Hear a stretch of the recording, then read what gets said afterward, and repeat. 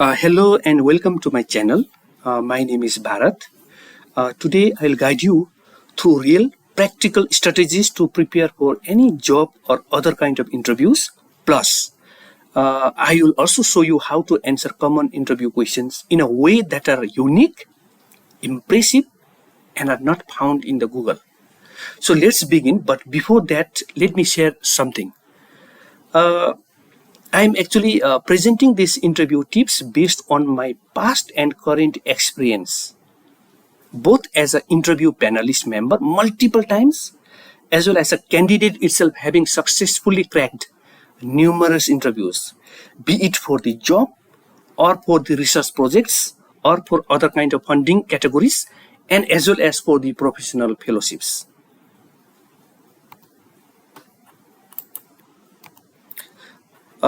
Now coming to the CV, your CV is your first impression. So make sure it is clean, tailored to the job you are applying for, and highlights all your key achievements. One common mistake candidates make is usually they use the same CV for every job interview. That is wrong. Remember, each organization is different. You must customize your CV for each position to closely align with the job description. So I'll give you one example here. Suppose if you have done master's program, you may have undertaken many modules. And when you applied for one of the positions as a manager, maybe out of so many modules, some of the modules are critically important. So that is why you have to customize the CV so that you can show all this, only the important modules first. So this way you can make your CV reflect and then align with the positions that you are applying for. Scan and save documents. Scan all academic achievement and other documents, be it identity card, medical certificates, or security clearance certificate. Save them in a single zip folder and upload to Google Drive, Dropbox, or OneDrive so that you can access them anytime, anywhere. Whenever the job positions come up, you really don't have to submit the physical copies. You can only submit the scanned copies, right? So if you have already scanned and then saved it in a single zip folder into the Google Drive or Dropbox, you can apply for the position anytime from everywhere or anywhere. And what you are going to do with the hard copies, because during the interview time, hard copies are required. So keep hard copies of all the certificates that you have scanned neatly organized in a quality file. And you have to separate them with the sticky notes and ready for the interview. Keep ready for the interview. If you see this, look at this picture carefully. There are two pictures. So in the first picture, the girl is, submitting the certificates during the interval time, and these certificates are all randomly arranged, disordered, right? On the second one, you can see they are orderly kept and then looks very neat and clean. So, there are many skills the panel members want to see. So they sometimes try to find out whether you possess these skills by asking the question. But most of the time, they also try to see you displaying these skills during the interview time, So it all boils down to how you behave yourself during the interview time, as well as how you submit your certificates, and then your body language, the way you speak, the confidence level that you show, everything counts. You research the prospective employer. So do thorough research on the company or the department, project, or institution you are applying to. Focus on their mission, their core values, organizational structure, key challenges, and also look into the recent news to understand how you can effectively contribute if you are selected for the position that you are applying for. Explore how your skills align with their goal. Pre-interview preparation. In order to match your skills and in order to plan, review basic subject fundamentals relevant to the job profile and description. Sometimes they will ask one or two questions related to your subject. So maybe the fundamentals. So why not you review some of the fundamentals? Be ready to explain how your qualifications, experiences, and project align with the position. Prepare your plan or strategy to contribute to the company's growth and success. So this is very important. That is why I have highlighted. So I will be coming back to this particular point later on. Identify and improve your weakness. You identify your weak areas, be it communication skills or your confidence or subject knowledge. And once you identify your skill, you can work on improving these skills before the interview. Why? In order to boost your performance and confidence level.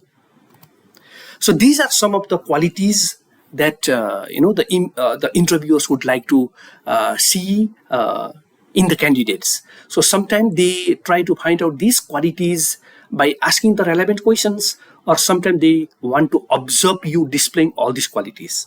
So it can be punctuality, discipline, organization, hardworking, flexibility, curiosity, willingness to learn, awareness, etc. Find out the interview criteria and prepare accordingly. This is very important one, and this is your right. Most of the organizations, you will give you this interview criteria because they will have to reflect that the transparency. Even if they don't give you, it is your right to ask for the interview criteria. Once you have the criteria in hand, you can prepare the questions or the interview questions and other related materials, whatever is required, accordingly. So here, this is one of the interview criteria, and then it is not applicable to all. Okay, different organizations will have different interview criteria. So I'm from Bhutan, and Dzongkha is my language, my national language. So Dzongkha you can see here. Other than that, you can just read here. So I want to give you one example. A few years back, one of my friends had applied to a teaching position in Thailand because Thailand wanted an English teacher from my country, Bhutan. And then my friend had prepared well, and one day he called me and said that I have prepared nicely. I'm hoping for the best in the interview, but there are 25 marks on one small part. And I said, what is the part? He said, language. They're going to ask me some basic Thai language. And I'm worried that I may spoil in this section. Other than that, I can actually rock the interview. Then I said that you have already identified your weakness. Thai language is your weakness. Why don't you work on this one? You really don't have to go there and start speaking Thai language. So he was given 20 minutes time to do the presentation, by the way. Okay, he has to show the teaching skill. Then I told him that you prepare your presentation in English, but as you are presenting in English, why don't you speak in Thai in some of the components? Just now you have the time and you have the Google, you have ChatGPT, you have all the AI's translation can be done. And you can prepare in advance. Why not? Maybe you take 3 or 4 sections and speak in Thai. You'll be impressing the interviewers if you do like that. And later on, even if they start asking the specific Thai language question, you have already built around 5 to 6 points by speaking Thai. That's why these interview criteria are very, very important. And by the way, my friend got selected in the position that he has applied for. Mock practice, why you must do it, So you can do the mock practice in front of a camera and record how you speak. You can also do in front of the mirror. So if you do this, it can build your confidence, improve communication skills, and most important than that is it helps identify and fix your weakness. If you find that you are not able to pronounce certain words, you can see the recording and then start practicing on them. If you see that you are bad in certain areas, maybe your composure and all, you can start working on them. So that's why mock practice is important. Now, on the interview day, okay, it's celebration because you are fully prepared now. Carry a notepad and a pen, arrive at least 30 minutes early. So I told you there are some qualities that the panel members want to observe. So don't go late, come early on time, maybe time management quality. So observe the office environment as you walk in. There is another quality that the panel members may want to observe. For example, general awareness. So they may ask you the question, what did you observe as you enter from the gate, right? So do this one. Greet everyone politely. This is going to give you positive vibe, by the way. Be neat and clean, dress smartly. No need of buying new dress, but whatever dress you have, put it smartly. Keep your hair tidy. Wear a pleasant smile all the time. So first impression, entering the room, interview room now. Ask for permission before you enter.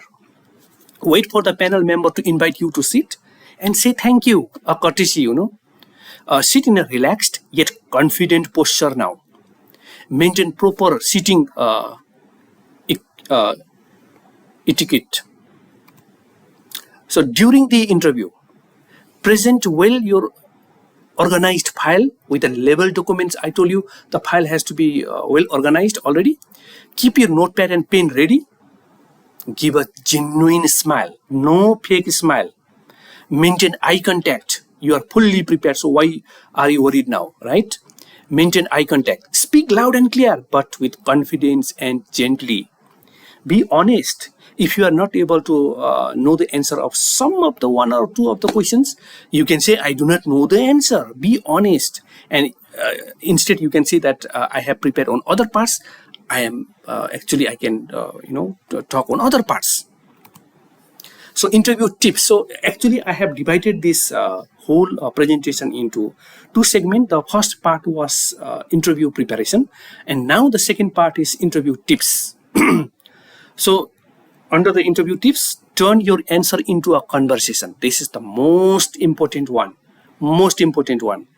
So answer question in a way that prompts interviewers to ask you the follow-up question on which you are already prepared. I'll take some time here and I'll give you the example. One of the sure shot question that you are going to get is introduce yourself. So what you can do is that while you introduce yourself, you put a statement during your introduction time and you provoke the interviewers in such a way that they will ask you the follow-up question. And that is what exactly you want to know. You want them to do. For example, it is like a magic trick. A magician comes and then give you a book and then asks you to, find a word and then keep it in your mind. After that, you close the book and then the magician is going to predict which word you kept in your mind. But what magician does, he actually forces you to remember that word. What you can do, you can force the interviewer panel officially to ask you some of the questions. So I'll give you a real, the example here. So, okay, this is just example. So if I am asked, okay, interview time, it is my introduction time. So this is how I am going to say. I quote, my name is Bharat and I graduated in mechanical engineering from the College of Science and Technology in 2025. Recently, I led a team on a project to develop a low-cost solar dryer for Bhutan. It turned out to be much more challenging than we expected. That experience gave me an eye-opening lesson in problem-solving skills that are usually not taught in the classroom. It really changed the way I now see engineering practices and our education system. I unquote. Now, the moment you say this one, you have what you have done. You have said you gave a statement about the project, and you did not discuss. Okay, what were the challenges that you felt, or how did you solve? Right. So by framing my introduction like this, I intentionally hinted at specific areas without explaining them fully. So which prompted the panel member to ask the questions, follow-up question. So they will definitely ask me the question after that, what made the project more challenging? Or what lesson did you learn? Or what problem solving skills did you gain that are not taught in the class? I wanted them to ask me this question. And I have prepared for this question. And now they have done the same thing. That's how I did the magic. So now, okay, all right. So let's say that they asked me the last question, like, what problem-solving skill did you gain that are not taught in the class? and how I am going to give the answer in this question, how I'm going to answer this question, and again provoke them to ask me another question on which I am already prepared. Okay, I quote, just example, this is my answer. So I quote, our initial design of the solar dryer, which used metal components, actually failed during implementation time due to the cost issues. Our farmers could not afford high-cost metallic components. We had to quickly adapt by switching to bamboo trays to make the dryer more affordable and acceptable in rural settings. I also had to manage user feedback, budget constraint, and team conflict all at the same time. That experience made me realize how impactful community-based projects can be shaping real engineers. All these things are not taught in the class. After that, it has inspired me to develop an idea. So today I am working on the idea, and I have already contacted the alumni network so that I can integrate such observation into the classroom teaching and learning. I unquote. So the moment I say, I give this answer, I have answered the question that they have asked me, as well as I have again prompted them to ask me another question. So surely they will ask me the question, what ideas are you talking about? Or what ideas are you working on to integrate in the classroom? Now I have already prepared on this question, and then I have the scientific evidence, I have the data, I have the the notes on this one, so that I can very confidently talk to the interviewers. That's what we can do. The second is compliment the interviewers after each question or response by saying thank you for the question, like that. Demonstrate genuine curiosity and eagerness to learn. Sometimes the panelists will try to give you a solution as you are under the interview, okay, as we are doing the interview. So they give us different solution, and they'll see whether we are willingness to change or adapt to the new things. So we have to be critically thinking, and then if they are actually giving us the different solution, be open-minded and compliment that idea and say, and then support it. Say, this is the alternative idea. Thank you for the idea. Now, frequently asked questions. So here I'm going to give you some of the frequently asked questions. Okay, introduce yourself. So I just now talked about this one. So this is the time where you can, put in or integrate one of the statement through which the interviewers are going to ask you the follow-up questions on which you are already prepared for. So introduce yourself. Please prepare nicely. Second, tell us what you know about this organization, including its mission or vision. So that's why I told you already to, do the thorough research on the organization that you are applying for. So this part is also very commonly asked question. Describe the project. Now this one is for the students, as well as this can be, for those people who are already into the job and want to change their job, okay, and going for the interview.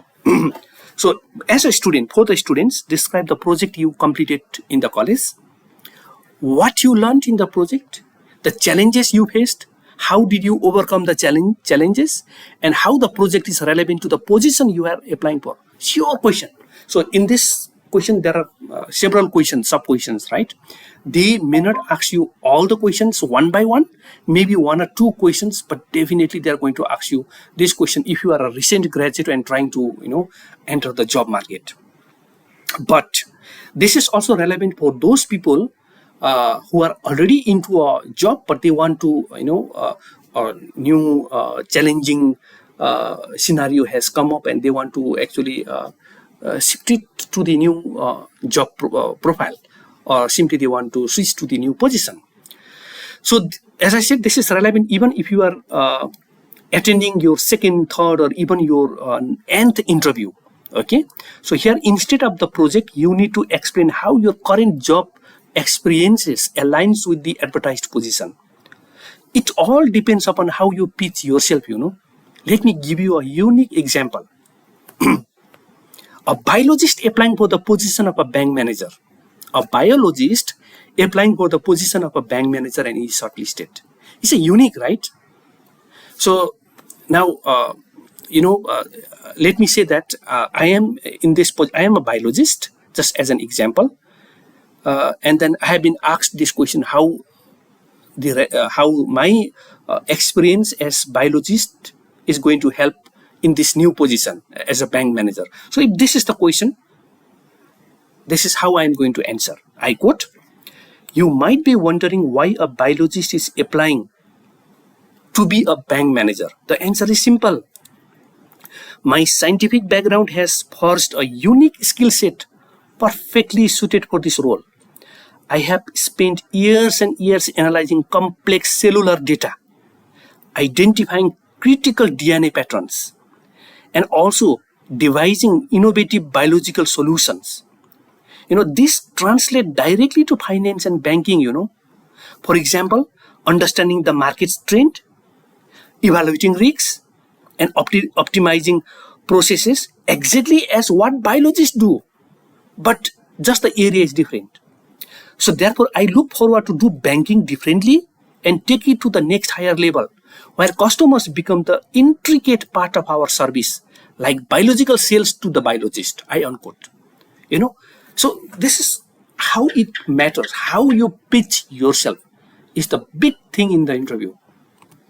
So what motivated you to apply for this position? This is the one of the most common question. Almost you will be asked this question, but most of the time, what candidates do, they try to browse internet and they try to give the same question. You have to prove you are a little bit different. You have to stand out from rest of the commoners. Then only you will be selected for the position. Now I'll give you the example. Example: a mechanical engineer is applying for the post of mechanical engineer in a renowned car manufacturing company. So mechanical engineer is applying for the post of mechanical engineer in a car manufacturing company. And then when it comes to what has motivated you to apply for this post, many candidates will say that, okay, their qualification match the job description, or that company is globally renowned, or these or that, or it matches. That is why you are invited for the interview. So what is important is that we have to stand out. Requires more than repeating what's already written on the Google. So if I have to answer this interview question, so let's say that I'm a mechanical engineer and I have applied for the mechanical engineering post in the car manufacturing company. So I'm not going to say, my qualification aligns with the company's profile. Yes, I am an engineer. That's why they have invited me. So why should I repeat this one? So my answer to this question would be, I quote: "What truly drew me to this role is your company's commitment to sustainability, especially your recent steps towards integrating recycled materials in vehicle production. That resonated deeply with me, not just as an engineer, but as someone passionate about environmentally responsible innovation. I see this as more than a job. It's a chance to contribute meaningfully to reducing our industrial carbon footprint. I have actually been exploring design tweaks and material substitutions that could further reduce emissions in component manufacturing. I'd be happy to share some of those ideas if you are interested." I unquote. See, you don't get this kind of, the ideas from Google. So what the panel now will think? The panel will think that, oh, he has read a news, he has done a thorough study, he knew that, we are doing on the sustainable approach. Our innovation has been towards the sustainable approach. And then he has answered this beautifully. This is what we have to do. So what are your strengths and weakness? Most of the time they ask this question for two reasons. Strength, they want to see whether your strength is going to become the asset for the organization or the company, or whether your weakness is going to be, the setback for the company. They are going to ask you this question. So very commonly strength you can mention, but weakness, most of the time what I have observed is that the candidates come by preparing something that is there on the Google, and they try to pitch some of their strength as a weakness. For example, they say that, okay, when someone comes late, I get irritated. This is my weakness. Come on, this is not your weakness. This is your actually strength. So you have to, if there are some weakness, please be honest and mention that one. And you have to add one more sentence.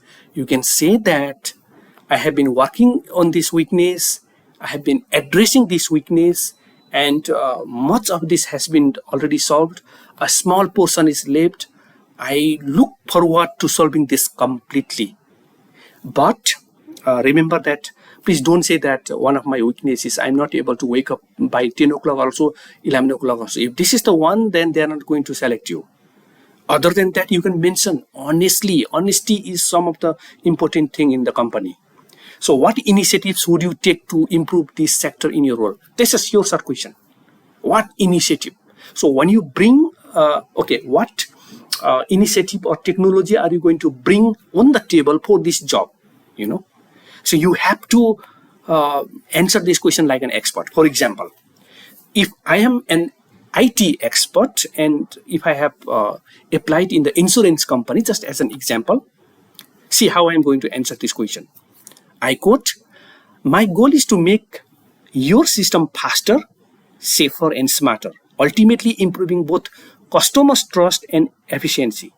For that, I'll have to analyze all existing systems, especially areas like claim processing, data security, and customer experiences. Of late, we hear some of the customers are not given ample time, right? After that, what I'm going to do, I'm going to build smart automation using AI chatbots for faster customer queries, followed by improving your cybersecurity layers and explore predictive analytics to detect fraud clearly. This type of responses, this type of responses is going to show your knowledge on the role that you are applying for. They will come to know that you have well prepared and you know what is your task. You know what job you are going to do. You will also have to prepare based on the task that is given to you. For example, if you are applying for the manager's post, you will have to look into the position subtitles and then position profile and see what are the roles and responsibilities of the manager. Come prepared on this one as well. So at the end, interviewers will ask a question like, once the interview is over, they ask the question, do you have any questions for us? And basically, at the end, when the interviewer asks this question to the candidates, for the candidates to ask the question to the panels, they will not have, this is not going to carry any marks, right? And when we ask the candidates on this question, do you have any questions for us? Most of the time what candidates do, they ask how many days of holidays we get in a year. Or sometimes they ask, if we are selected for this position, are we going to get professional trainings? Sometimes they ask, are there any bonuses or bonus? Sometimes they ask, is there any fast tracking promotion? So most of the question they ask is something for themselves, kind of being so selfish. For example, if I give you the example, so if I'm applying for the post of a professor in the university, and if I have the final questions from the interviewers, for me to ask them the question, I would have asked like this. I quote, do you have funding support for the research? Because I'm really interested in carrying out the research which can help me do teaching learning in the class as well as help the societies or communities. So the moment I unquote, so the moment I ask this question, of course this question is not graded one. It will actually develop a positive, view on me, on the eyes of the panel members. This research work is very important for the universities, important for the communities, important for the society. And I'm not asking something for me, I'm asking something for the society, right? So if there are two people having the same, or three candidates having the same ranking, although this question is not carrying any marks, they are sure to choose us because we asked this kind of question at the end, right? So finally, the interview is over now. So my own experience, at interviews, we usually see two types of candidates. Those who lack confidence and they are appearing nervous and confused. And those too confident and come across unprepared, and sometimes they are rude. So your aim is to take the middle path. Be confident, but also well prepared. Remain calm and honest.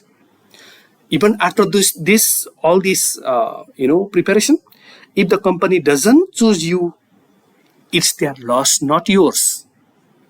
You have values, and the right job will come. Stay positive, trust your strength. And thank you so much.